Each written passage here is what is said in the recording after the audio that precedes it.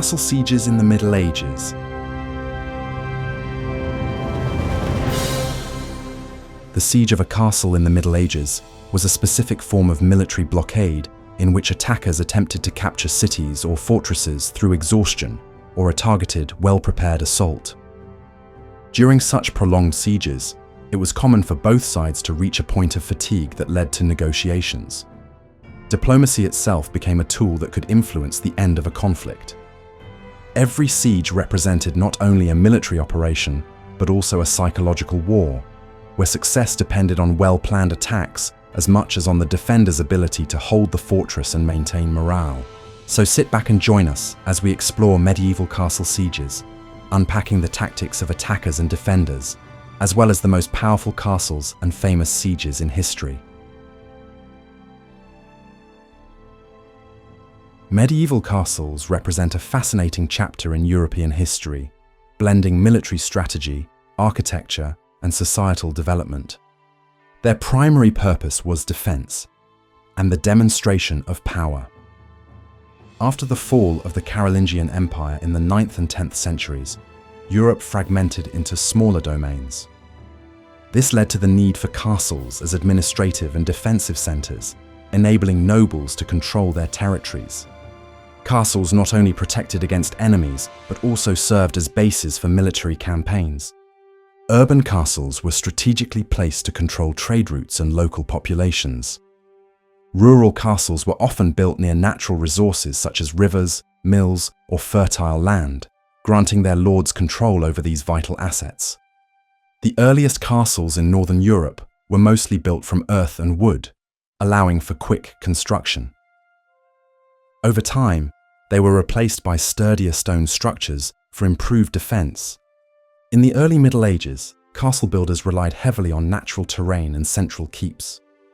Walls and defensive elements were often simple, lacking advanced fortification systems.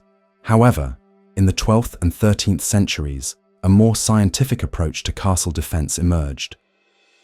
This led to the development of new structural features like towers, arrow slits, and other modern defensive mechanisms. During this period, polygonal and concentric castles appeared. These featured multiple layers of defense that worked simultaneously and allowed for better coordination of defensive actions against attackers. With the arrival of gunpowder in the 14th century and the rise of artillery in the 15th century, traditional castle architecture gradually became obsolete.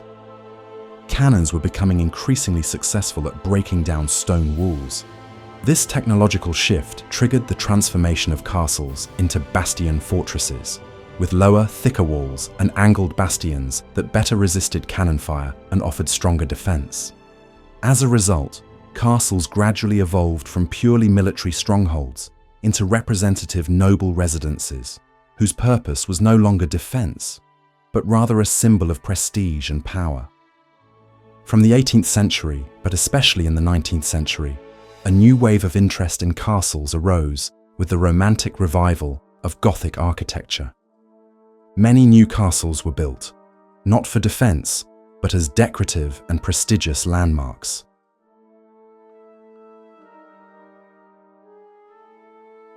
In the Middle Ages, when the chivalric code governed the behavior of the nobility, there existed unwritten norms regarding castle sieges.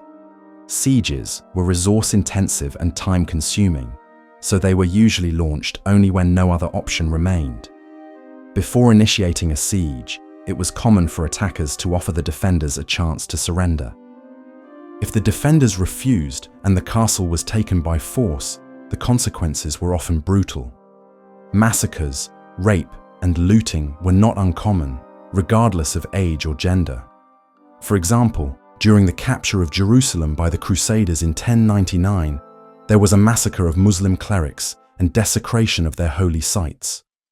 If defenders accepted surrender terms, conditions varied based on their status. Nobles were often allowed to leave with some of their possessions and personal freedom, while commoners typically lost everything, including their freedom. A failed siege, where attackers were unable to breach the defenses, usually ended in retreat. One such example is the siege of a Teutonic castle, Christmamel, in 1315. where Lithuanian forces under Grand Duke Vytenis failed to take the castle and ultimately withdrew. Many sieges were resolved through starvation. Attackers surrounded a castle and cut off food and water supplies, which could last for months or even years. Defenders were forced to eat horses, dogs, or cats, and in extreme cases, abandon the castle due to famine. Surprise attacks were often used for quick and effective conquests. Attackers sought to catch defenders off guard and minimize casualties. In 1221, an English nobleman, William de Force, captured Fotheringhay Castle by striking before defenders could react. Similarly, during the Battle of Pressburg in present-day Slovakia in 907, Hungarians crossed the Danube at night and attacked the sleeping German army, achieving a decisive victory. These surprise attacks sometimes involved innovative techniques, such as using inflated animal skin bladders to cross water obstacles and ambush from unexpected directions. Starvation was another common method. Attackers would surround a city or castle, cut off supplies, and wait for hunger and disease to take their toll. During the siege of Suiyang in present-day China in 757, defenders and civilians resorted to eating pets, horses, and ultimately turned to cannibalism. This tactic was used even in modern times. During the siege of Ukrainian Mariupol in 2022, Russian forces systematically destroyed infrastructure and blocked humanitarian aid, leading to severe civilian suffering. Biological warfare is one of the earliest forms of unethical combat. Diseases were deliberately spread among enemy forces, even though attackers were just as vulnerable. During the siege of Crimean Kaffa in 1346, Mongols catapulted plague-infected corpses over the walls, sparking an outbreak among defenders and helping spread the Black Death across Europe. Bribery of defenders was often the quickest and least costly path to victory. Attackers sought disgruntled or corrupt members of the garrison who would, for payment, open the gates or provide valuable information. This tactic was risky due to the need for trust in the traitor, but when successful, it led to rapid conquest with minimal losses. Historical records include many such cases. Siege engines marked a technological leap in siege warfare. Among the most notable were trebuchets, which used counterweights to hurl heavy projectiles over great distances. These could destroy walls, towers, and inner buildings, demoralizing defenders and inflicting massive damage. Other siege engines included mangonels, which used twisted ropes or wooden arms to launch shots, and siege towers, which allowed troops to reach the same height as the defenders on the walls for close combat. Undermining, sapping, involved tunneling beneath walls to collapse them. Specialized troops known as sappers would dig tunnels, often in zigzag patterns, to avoid enemy fire. Once the tunnel was complete, its wooden supports were burned or removed, causing a section of the wall to collapse. Though effective, this tactic was dangerous due to cramped and unstable conditions, and defenders often employed counter-mining efforts. Fire was one of the most terrifying and effective tactics. The Byzantines developed so-called Greek fire, a flammable mixture that burned even on water, applied through siphons or ceramic pots. It played a critical role in defending Constantinople against Arab sieges in the 7th century. The exact composition of Greek fire remains unknown, adding to its legendary status. Other flammable materials such as pitch, tar, and sulfur were also used, often thrown onto siege engines or directly at attackers. For example, during the siege of Sicilian Motia in 398 BC, defenders burned down enemy siege engines using flaming bundles soaked in pitch. Scaling via ladders or siege towers was a common way to breach walls. Siege towers, often taller than the fortifications themselves, allowed attackers to reach the wall top and engage defenders directly. They were frequently reinforced with fire-resistant materials like iron or soaked animal hides.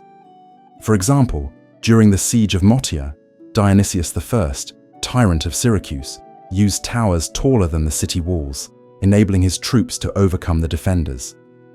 Archers atop the towers had a height advantage over defending forces. Ladders were a simpler but more hazardous method, exposing climbers to arrows, boiling water, or hot sand poured from above. Battering rams were feared siege weapons used from ancient times into the Middle Ages. Made of heavy timber, they were designed to break gates or walls through repeated blows. There were various versions, some simple logs, others housed in protective frames that shielded attackers. The addition of a metal head increased their effectiveness against stone. The testudo, or tortoise formation, used by Roman legions, provided protection for troops advancing with rams. Soldiers held shields above and around them to form a shell against projectiles. For example, the Romans used this formation during the siege of Masada in present-day Israel in 73 AD to protect themselves from defenders' missiles. Throughout history, the defense of cities and fortresses has relied above all on the strategic use of fortifications. Walls, moats, and other defensive features were designed to exploit the terrain and make it as difficult as possible for attackers to gain access. Even in ancient times, fortresses were built on elevated ground and surrounded by deep moats, sometimes filled with water. During the Middle Ages, defensive systems gradually became more sophisticated. Multi-tiered walls and so-called concentric castles emerged, featuring multiple layers of defense, allowing defenders to continue resisting even after the outer walls had fallen. Fortifications relied not only on brute masonry strength, but also on tactical features like towers, machicolations, and arrow slits, which allowed defenders to strike from above without direct contact. Strong walls alone were not enough for a successful defense. Sufficient provisions were essential. Starvation was one of the most common siege tactics, so defenders placed extraordinary importance on storing food and especially water. Cities built deep wells, hidden cisterns, and sometimes even complex underground aqueducts that brought water from nearby springs. If a long siege was anticipated, defenders might expel part of the population to reduce consumption. In extreme cases, they resorted to resupplying through secret tunnels or daring foraging raids. One of the most feared siege tactics was undermining the walls. Attackers dug tunnels beneath the fortifications to destabilize and collapse them.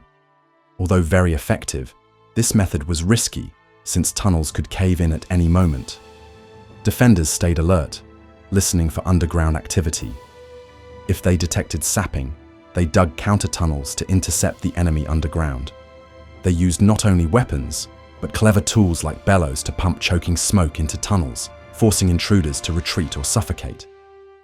Above ground, complex architectural elements provided crucial defensive capabilities. Machicolations, stone overhangs with floor openings, allowed defenders to drop rocks, boiling water, hot sand, or quicklime directly onto enemies at the base of the walls. Murder holes, placed in the ceilings of entryways, allowed similar attacks when enemies breached the first gate but were still trapped before the next. Another key defensive element was the arrow slit, a narrow vertical opening in the walls used for shooting arrows. Although seemingly insignificant, these slits were meticulously designed. Narrow on the outside to protect the archer, and widened on the inside to provide a better field of view and shooting angles. This allowed defenders to shoot with accuracy while remaining almost untouchable by return fire. Arrow slits were strategically positioned to cover key access points and blind spots between towers or gates. Gates were the weakest point of any fortress, so their defense was given special attention.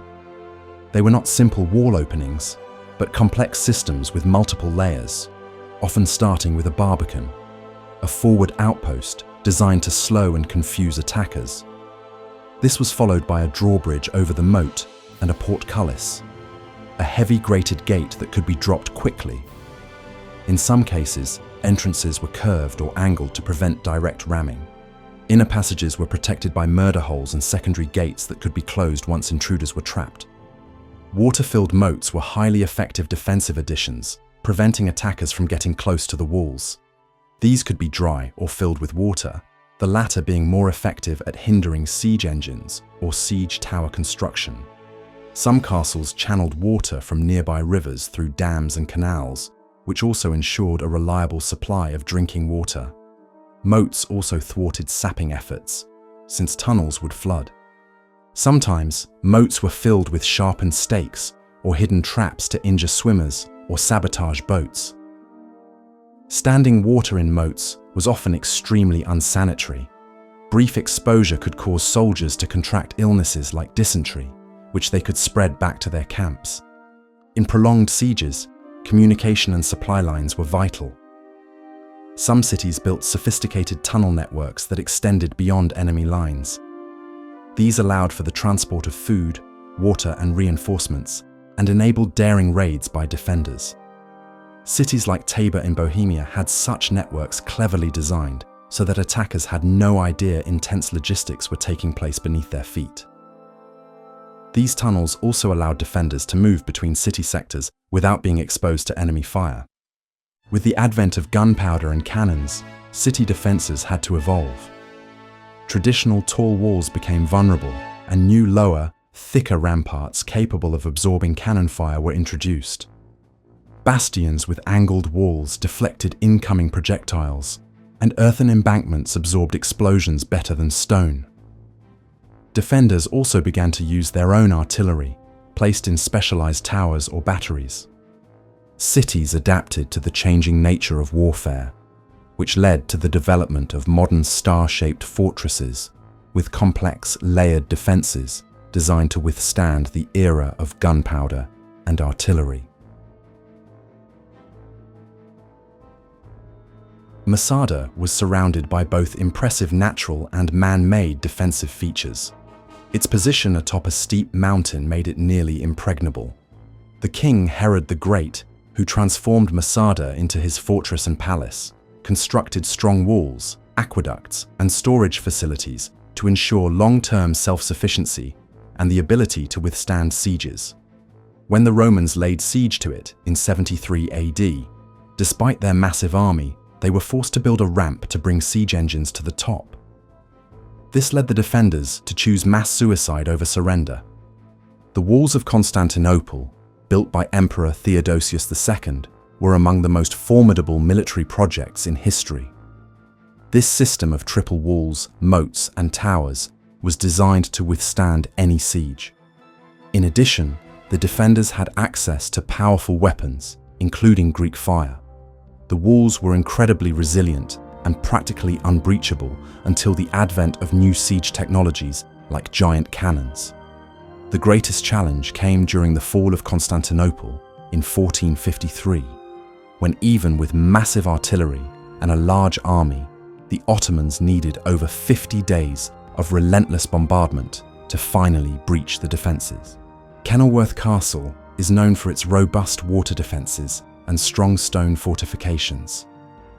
In the 13th century, it was rebuilt and reinforced, especially under King John's reign, becoming one of the most impregnable castles in England. Its prime position on a large artificial lake made any siege attempt difficult.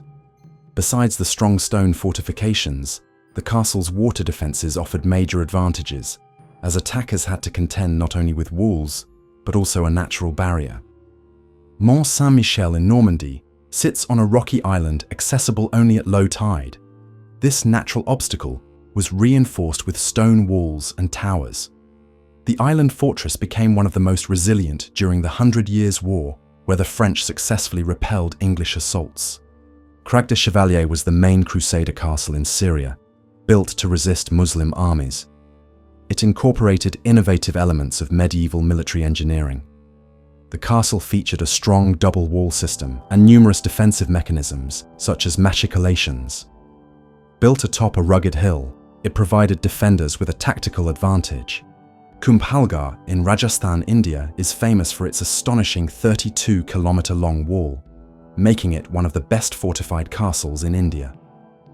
The walls were wide enough to allow 4 horses to ride side by side. The castle, surrounded by steep hills, featured thick walls protecting it from both direct assaults and prolonged sieges. Its access was further hindered by narrow ramps and hard-to-reach gates. Hochostowitz Castle in Austria is perched on a dolomite rock, reachable only by a narrow path lined with 14 fortified gates. Each gate was heavily defended and had its own defense systems, requiring attackers to conquer every single one while under constant fire from above. The 14 gates created a powerful layered defense. Even during Turkish raids, attackers failed to breach it due to its physical barriers and cleverly designed defense system. Castillo de San Marcos, a coastal fortress built by the Spanish in Florida, demonstrated remarkable resilience. During bombardments by British forces in the 18th century, its walls made of coquina, a soft limestone composed of shell fragments, absorbed cannon fire and prevented major damage. The thickness and material of the walls made them highly resistant to conventional artillery. The British attempted to besiege the fortress twice but gave up due to the ineffectiveness of their attacks. Murud Janjira is a sea fort in India, protected not only by strong walls, but also by massive cannons capable of striking targets up to 12 kilometers away. The only access to the fortress was by sea, which contributed to the failure of many attacks. In the Middle Ages, castle and fortified city sieges involved a complex set of techniques and tools that continuously evolved in response to increasingly sophisticated defensive systems. Attackers employed various siege engines and tactics to overcome walls and force defenders to surrender. Siege weapons were typically used to hurl projectiles into enemy towns or castles to cause destruction and demoralize the defenders. One of the most iconic siege engines was the catapult, a device capable of launching projectiles over long distances to damage or ignite enemy defensive structures. Catapults had been used since antiquity, but during the Middle Ages, their design and effectiveness were significantly refined. Among the main variants of catapults were the ballista, onager, and trebuchet. The ballista has its roots in ancient Greece, where it was first used to launch heavy arrows or stone bolts at enemy positions.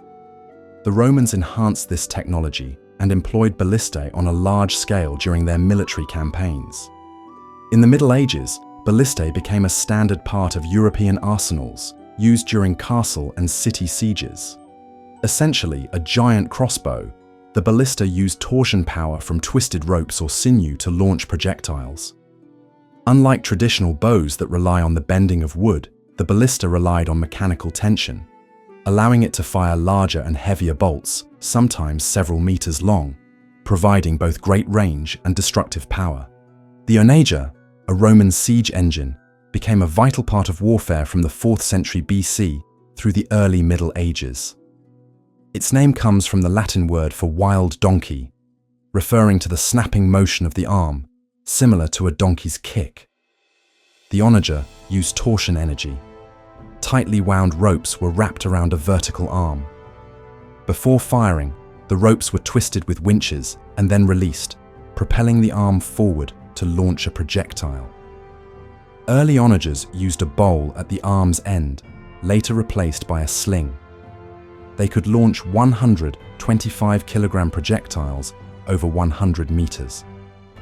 Onagers were mounted on wheeled frames, giving them limited mobility, but their powerful recoil made precise aiming difficult, so they were mainly used for demolishing strong fortifications. The trebuchet was one of the most powerful siege weapons of the medieval era. It used a lever mechanism and a heavy counterweight to hurl large projectiles over great distances. Originating in China between the 5th and 3rd centuries BC as a traction trebuchet, powered by manpower, it evolved in Europe around the 10th century into the counterweight trebuchet. This version used a massive weight to rotate the arm and launch the payload. A trebuchet consisted of a long arm mounted on a sturdy frame. One end carried a heavy counterweight, and the other had a sling or basket for the projectile.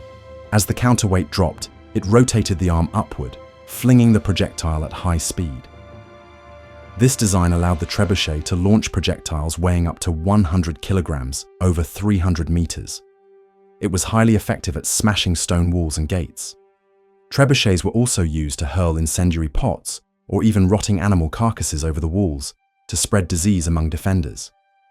For example, during the siege of Karlstein Castle in Bohemia in 1422, Hussite forces reportedly launched up to 2,000 dead animals into the castle over the course of 6 months. The most famous trebuchet of the Middle Ages was the Warwolf, a massive engine built in 1304 under the reign of King Edward I of England. It could hurl projectiles weighing up to 300 kilograms over 200 meters and was used during the siege of Stirling Castle in Scotland.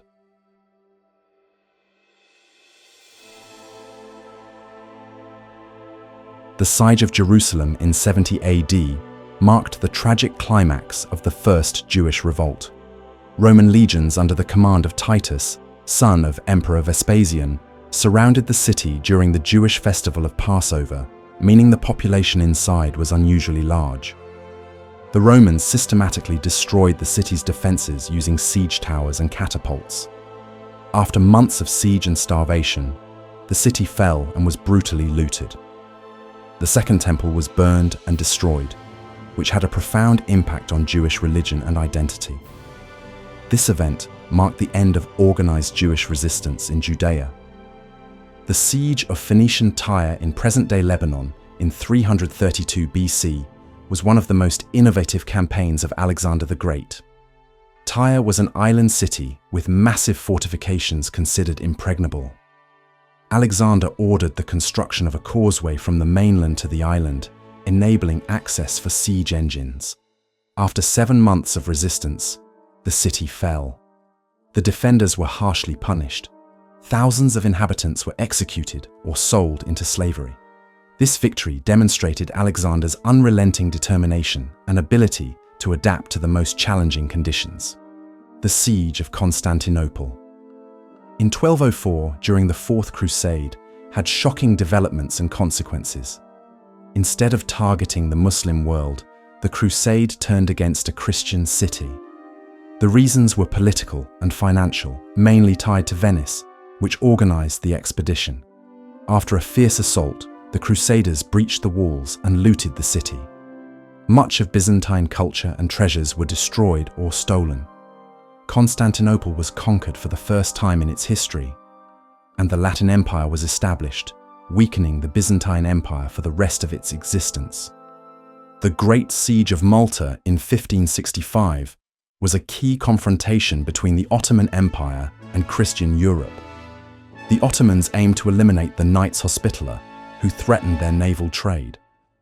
Under the leadership of Jean de la Valette, Grand Master of the Order of Hospitalet, the vastly outnumbered defenders, just a few thousand knights and mercenaries against up to 40,000 Ottomans, held firm.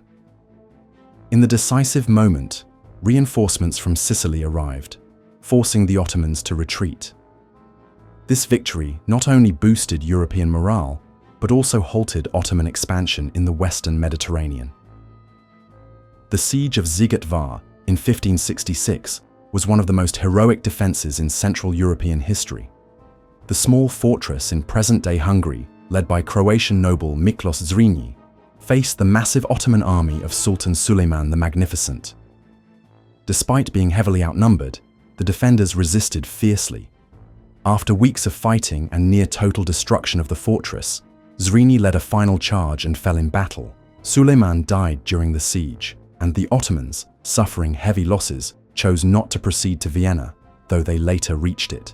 Its siege in 1683 became a turning point in the struggle between the Ottoman Empire and Christian Europe. A huge Ottoman army, led by Kara Mustafa Pasha, besieged the city, aiming to open a path to the heart of Europe. Vienna held out desperately, waiting for help. Eventually, joint forces of the Habsburgs and Polish King John III Sobieski arrived. In the decisive Battle of Kahlenberg, the Ottomans were defeated and forced to retreat. This defeat marked the beginning of Ottoman decline in Europe and strengthened the Habsburg monarchy. The Great Siege of Gibraltar, 1779 to 1783, was the longest continuous siege in British history. During the American Revolutionary War, Spain and France attempted to retake control of Gibraltar, a strategic gateway to the Mediterranean. The British garrison under General Elliot faced frequent bombardment, food shortages, and disease. Thanks to skillful defense, maritime supply routes, and technical innovation, the British held firm. After 3.5 years, enemy forces withdrew, and Gibraltar remained a British stronghold. The Siege of Paris, 1870 to 1871, was a key moment in the Franco-Prussian War. Following a series of defeats, the Prussian army encircled the French capital.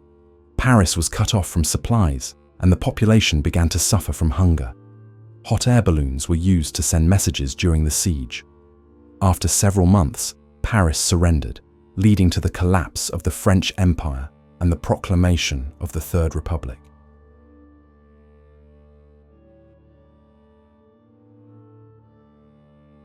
In the movie Outlaw King, the opening scene shows the siege of Stirling Castle in 1304. English King Edward I ordered the construction of a giant trebuchet called Warwolf, considered the largest of its kind. The machine, assembled from parts carried in over 30 wagons, was so impressive that the defenders offered to surrender before it was even used. Edward refused until he had tested Warwolf in action. Its deployment caused severe damage to the castle, leading to the defenders' final capitulation. The film dramatizes the events somewhat, including flaming projectiles, which are not historically confirmed. Though not historical but fantasy, The Lord of the Rings. The Return of the King features one of the most epic siege battles in cinematic history, the assault on Minas Tirith. The city, inspired by the architecture of Mont Saint-Michel, was built as a 1:72 scale model with over 1,000 detailed structures. The siege includes massive towers, catapults launching fireballs, and the giant battering ram Grande, pulled by trolls. The battle was meticulously choreographed using practical effects and advanced CGI to create a realistic and immersive depiction. In Akira Kurosawa's film Ran, the siege and subsequent burning of Japanese Hiroshima Castle is one of the most impressive scenes. A real castle was built from polystyrene blocks coated with cement to resemble stone. This prevented the polystyrene from melting under the extreme heat of the fire. The structure was actually set on fire and filmed in one take from multiple angles, requiring precise coordination and preparation. At the end of Kingdom of Heaven, we witness one of the grandest siege scenes in modern cinema: the capture of Jerusalem by Saladin's army in 1187. The main defender, Balian of Ibelin, leads the city's defense against overwhelming odds. The siege lasts several days and includes giant siege towers, catapults, and battering rams. Filmed in Morocco, large-scale city walls and towers were constructed for authenticity. Hundreds of actors and extras portrayed both defenders and attackers, and the battle scenes used real siege engines for added realism. Historians have debated the film's accuracy. Some praise its depiction of the Crusades' complexity, while others criticize its historical liberties taken for dramatic effect. And that's everything from us about castle sieges. Is there anything you'd like to add? Which fortress do you think was best prepared to withstand any attack? What siege do you find the most fascinating? Let us know in the comments.